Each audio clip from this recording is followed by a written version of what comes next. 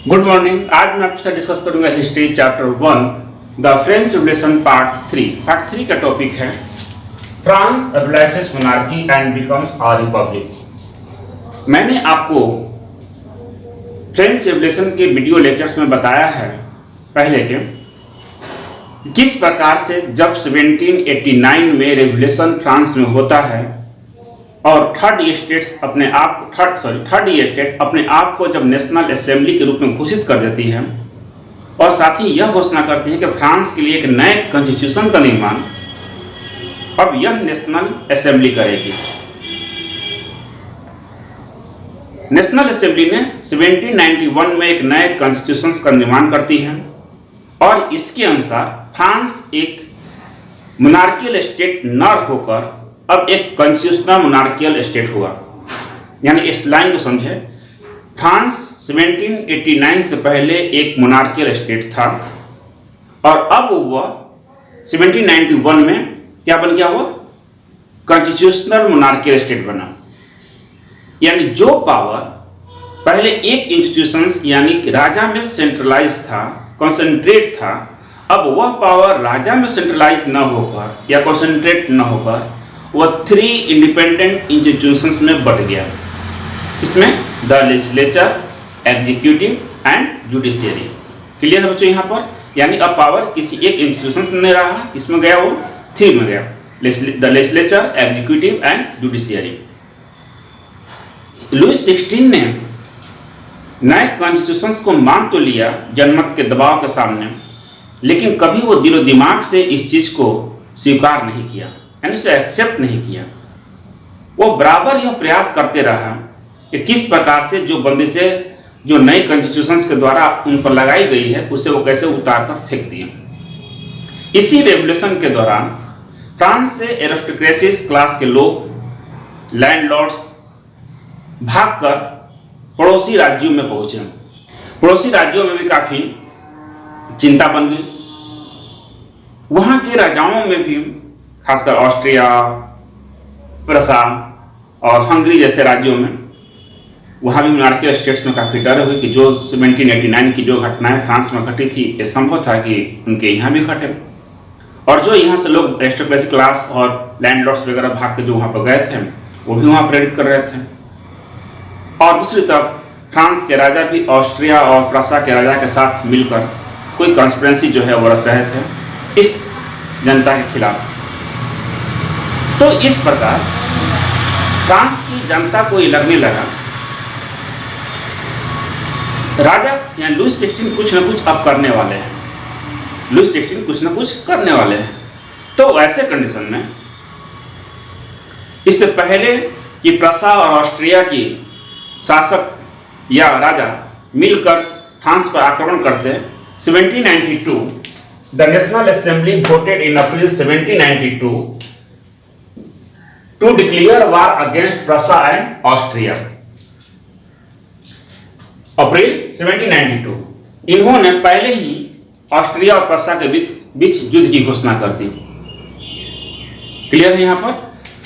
अब देखिए, देशा मीन्स यानी फ्रांस की जनता ने देखा देशा this as a war of people against kings and aristocracies throughout the Europe. अब फ्रांस की जनता ने इस बात को समझा कि वास्तव में यह फ्रांस किसी अन्य देशों के बीच संघर्ष नहीं है, यह संघर्ष तो जनता और राजाओं के बीच में है। जो फ्रांस की जनता को एक राष्ट्र के रूप में तब्दील हुआ है, जो अधिकार मिले हैं, उन सारे अधिकारों को छीनने का प्रयास हो रहा है और इस बात ने उनको आंदोलित कर दिया। फ्रांस की जनता दूर दराज के इलाकों से निकलकर मार्शलाइज जो रॉजेट डी एस्लेक के द्वारा जो लिखी गई एक क्रांतिकारी एक गीत थी, इसे गाते हुए लोग बाहर निकले और युद्ध के मैदानों में वो जाना शुरू किए। आप सोच सकते हैं कि किस प्रकार से उस अपने देश के जो अधिकार जो मेन इंस्टीट्यूशंस को जो दिए गए थे फ्रांस के कॉन्स्टिट्यूशंस के द्वारा, उसे बचाने के लिए किस प्रकार से ये लोग जो है तैयार थे।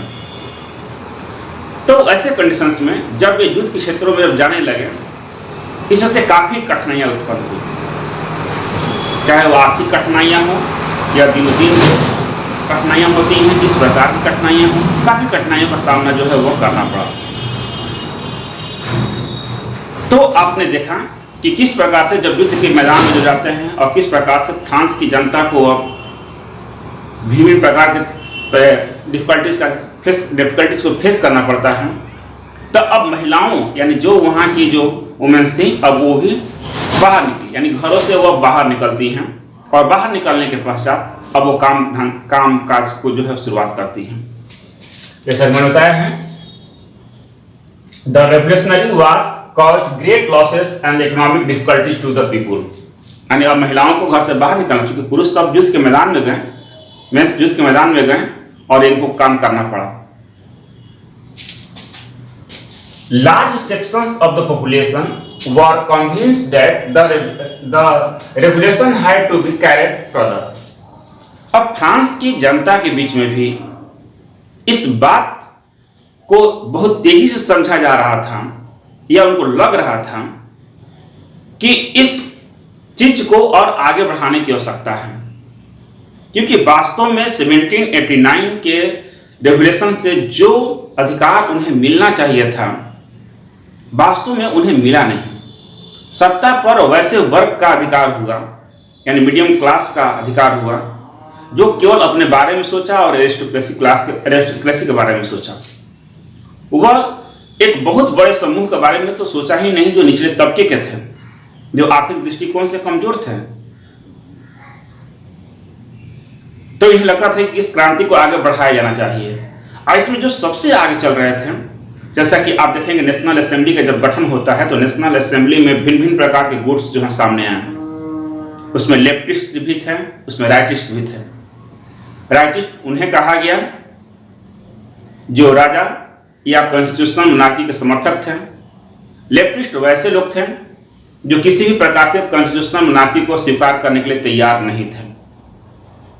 वो आमूलचूल परिवर्तन चाहते थे फ्रेंच कॉन्स्टिट्यूशन के द्वारा।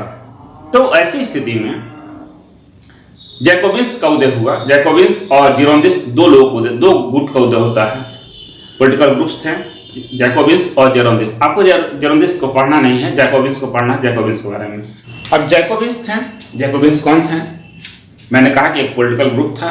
और इस जैकोबिन्स में कौन से लोग शामिल थे? बराबर अपने पेरिस के जैकोब का चर्च था, कॉन्वेंट था, वहां पर जाकर मीटिंग किया करते थे। और मीटिंग्स में जनरली जो फ्रेंच गवर्नमेंट के द्वारा जो पॉलिसी को बनाया जाता था, जो पॉलिसी को इम्प्लीमेंट कराया जाता था, उस पर डिस्कस किया करते थे। और इससे वो खुश नहीं थे, यानी फ्रेंच गवर्नमेंट की जो भी पॉलिसी थी उससे वो खुश नहीं थे। और इससे खिलाफ वो लोग क्लबों में, पॉलिटिकल क्लब्स, वो अपने जो सेंट जैकब का चर्च था, इनकी पॉपुलैरिटी जो है, यानी जैकोबिन्स की पॉपुलैरिटी काफ़ी तेजी से बढ़ने लगी और फ्रांस के अनेक छोटे छोटे शहरों और कस्बों तक में जैकोबिन्स क्लब की स्थापना होने लगी। अब जैकोबिन्स में कौन शामिल थे? आपको लगेगा कि सर जैकोबिन्स में कौन से लोग शामिल थे? तो जैकोबिन्स में मोस्ट ऑफ द मेंबर्स, देखेंगे, most of the members of the Jacobins club belong mainly to the less prosperous sections of society, small shopkeeper, artisans such as shoemakers, pastry-cooks, watchmakers, printer, etc. ये सारे लोग शामिल थे, यानी लेकिन काफी ही क्रांतिकारी विचारधाराओं के थे, काफी ही ओजस्वी वक्ता भी थे। ये लोगों को अपनी तरफ अट्रैक्ट कर सकते थे। अब इन लोगों में से बहुत सारे लोगों ने जो डॉक वर्कर होते थे, ठीक ये लोग भी, जैकोबिन्स भी उन्हीं की तरह से कपड़े पहनने शुरू किए। ये वास्तव में ये लंबे पैजामे शर्ट जो पहना शुरू किए था, जैसे कि डॉक वर्कर्स पहना करते थे। और फ्रेंच जो फ्रांसीसियों की एक वैसा गुट जो एरिस्टोक्रेसीज थे, जो हाफ पैंट टाइप के पहना करते थे, उससे अपने आप को अलग दिखाने की कोशिश करते थे। इनको सॉकुलाट कहा गया। ये सब क्योंकि अगर आप ऑब्जेक्टिव क्वेश्चन में सॉकुलाट कौन थे तो आपको याद रखना होगा, यानी जैकोबिन्स के वैसे लोग जो लंबे धारी वाले कपड़े पहना करते थे, जो डॉक वर्कर्स की तरह, उन्हें सॉकुलाट कहा गया। ये साथ ही साथ रेड कैप भी पहना करते थे। इनसे ये दिखाना चाहते थे कि ये स्वतंत्रता के प्रेमी थे, लिबर्टी इनकी प्रिय थी और उसका एक पहचान था रेड कैप। हालांकि महिलाओं को ऐसा कोई अधिकार नहीं दिया गया। तो जैकोबिन्स जो क्लब थे पूरे देश में, देश की जो पॉलिसी थी, चाहे वो इकोनॉमिक पॉलिसी रहा हो या पॉलिटिकल पॉलिसी रहा हो, इन सारे पॉलिसीज पर लोगों को वो आंदोलित करते रहते थे और फ्रांस की राज्य व्यवस्था से वो खुश नहीं थे, नेशनल असेंबली के कार्यों से वो खुश नहीं थे। वो कोई ना कोई एक मौका खोजते ही रहते कैसे जो है वो विद्रोह किया जा सके। एक मौका आया जब फ्रांस में काफी तेजी से जो है प्राइसेस जो है वो बढ़ने लगी और इसके खिलाफ इन लोगों ने आंदोलन करना शुरू किया। और आंदोलन शुरू करते ही ये लोग जो है राजा के घरों में, राजा के महल में प्रवेश कर, टुलरिया के महल में प्रवेश कर गए। राजा को काफी मशक्कत करनी पड़ी और अंततः नेशनल असेंबली यह फैसला करता है कि राजा को अरेस्ट कर लिया जाए, यानी लुइस 16 को अरेस्ट कर लिया जाए और उन्हें अरेस्ट कर लिया जाता है। देखेंगे यहाँ पर अगस्त 10 Jacobins stormed the palace of the Tuileries और किल्ड द गार्ड, माने गार्ड को उन्होंने मारा और राजा को उन्होंने नेशनल असेंबली ने ऑर्डर दिया कि इन्हें अरेस्ट कर लिया जाए, अरेस्ट कर लिया। Now election were held from all men of 21 years and above irrespective of wealth got the right to vote। irrespective of wealth यानी पहले जो नियम था कि जो टैक्स को पे कर सकते थे, यानी याद कीजिए एक्टिव सिटीजन्स और पैसिव सिटीजन्स। एक्टिव सिटीजन्स में ही वोट देने का अधिकार था, जो केवल ओनली मेन को अधिकार था। अभी भी ओनली मेन को ही अधिकार है, लेकिन यहाँ पर ये शब्द को हटा देगा टैक्स को पे करने वाले, यानी एक्टिव और पैसिव सिटीजन्स नहीं रहे। अब यहाँ पर 21 ईयर्स के वो हर शख्स जो टैक्स को पे करता हो या ना करता हो उसे वोट देने का अधिकार दिया गया। काफी परिवर्तन हो रहे हैं इस बार यहाँ पर, इस चीज को आप समझेंगे कौन कौन से परिवर्तन हुए हैं। तो जो इसके आधार पर न्यूली इलेक्टेड असेंबली, माने जब नया चुनाव होता है और जो असेंबली का जो निर्माण होता है उसे क्या कहा गया? The convention. क्या कहा गया? तो कॉन्वेंशन कहा गया। तो याद रखेंगे आप लोग, पहले यानी 1789 से पहले की पॉलिटिकल बॉडीज का नाम क्या था? General state. इसके बाद क्या नाम पड़ा? 1789 के बाद जब रेवोल्यूशन हो जाता है तो क्या उसका नाम पड़ता है? National assembly. और तीसरा नाम क्या पड़ता है इसका? The convention. क्लियर है स्टूडेंट्स यहाँ पर बच्चों? On 21 September 1792 the monarchy was एबोलिश्ड and also declared France a republic।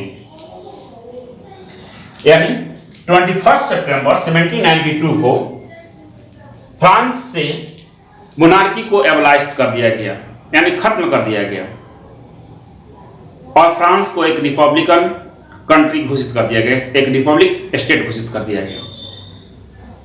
तो फिर यहां पर परिवर्तन देखते हैं। पहले यानी 1789 से पहले फ्रांस क्या था? एक मोनार्कियल स्टेट था। 1789 यानी रेवोल्यूशन होने के बाद फ्रांस क्या बना? कॉन्स्टिट्यूशनल मोनार्की बना। और 92 में क्या बना हुआ? 1792 में क्या बना हुआ? यानी अब कॉन्स्टिट्यूशनल मोनार्की से हटकर वो क्या बनता है? वो रिपब्लिक। तीन कंडीशंस को। On 21 January 1793 he was executed princely at the Place de la Concorde। और बाद में यानी 21 जनवरी को 1793 को राजा को सार्वजनिक रूप से कॉन्कॉर्ड पर जो है फांसी दे दी जाती है। तो इस प्रकार से फ्रांस में कॉन्स्टिट्यूशनल मोनार्की का अंत होता है और रिपब्लिक का जन्म होता है। मुझे विश्वास है कि आप लोग समझ गए होंगे।